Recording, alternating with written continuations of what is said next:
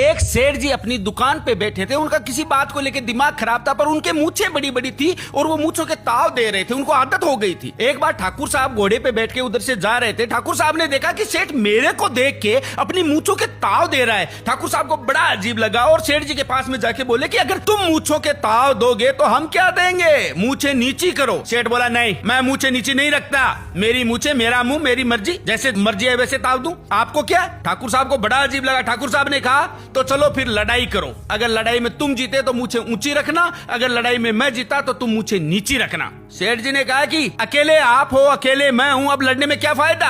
100-150 आदमी आपकी तरफ से बुला लो, 100-150 आदमी मैं मेरी तरफ से बुलाता हूं, फिर देखते कौन जीतता है। दूध का दूध और पानी का पानी। ठाकुर साहब को भी बात लगी।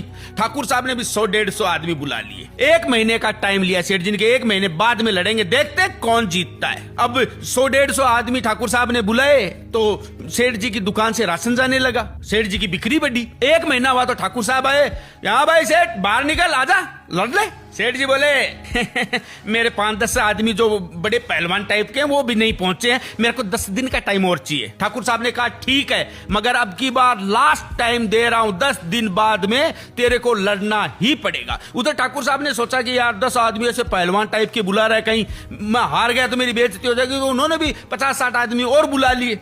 अब सेठ जी के यहाँ बिक्री बढ़ गई। 10वां दिन पूरा हुआ, ठाकुर साहब अपने आदमी लेके सेठ जी की दुकान पर पहुंचे। सेठ बाहर निकल। सेठ बाहर निकला, मूछें एकदम नीची थी। ठाकुर साहब ने कहा अरे ये क्या हुआ, डर गया।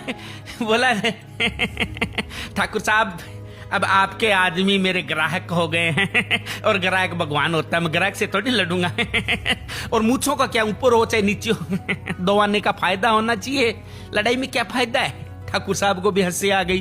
कहानी का मतलब यही है कि जहां तक हो सके लड़ाई को टालना चाहिए।